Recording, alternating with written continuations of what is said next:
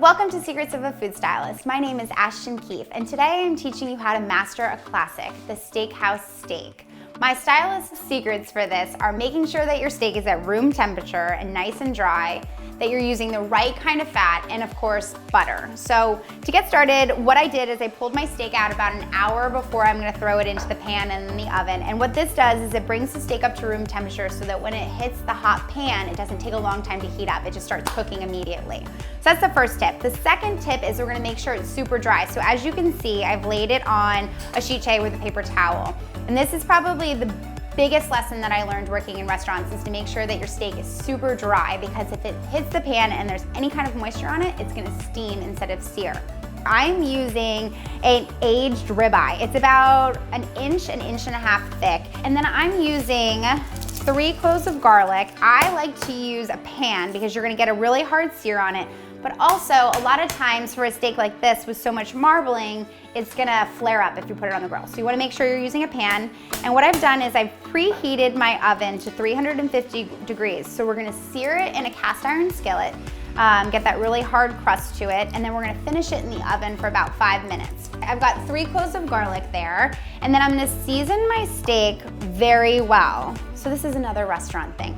A lot of times people at home skimp on the salt. Like I said, my oven is preheated to 350 degrees, and so what I'm gonna do is get a cast iron skillet, and I'm using canola oil. You can use vegetable oil, you can use a soybean oil, but what you do not wanna use is olive oil. Olive oil has got what's known as a low smoke point. So if you put that in a hot pan, it's gonna actually burn before your steak gets nice and crispy. So what we're gonna do is we're gonna let that get going, just like that. Give it a nice little swirl. And another tip that I have is I'm gonna use this really fancy, I don't even know what this is. This is like a grate of some sort. But what it does is it prevents your oil from splattering all over your stovetop. Butter makes everything better. That's a lot of butter. I'm not gonna use that much. I use about a tablespoon of butter. And the butter and the garlic are gonna create a really nice sauce. And I'm also gonna use a little bit of thyme. Just like this. See if my pan is nice and hot.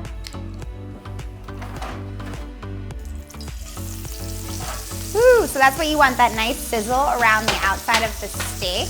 And then I'm gonna take this grate and just pop it right on top. This should cook for about, I'd say 3 or 4 minutes until you get nice crusty sear on it. Another trick that I like to do when I am styling for a celebrity chef or a magazine is you actually can pick the steak up and you can sear the sides as well. So that makes sure all the different sides of the steak are nice and seared and beautiful for that wow magazine shot.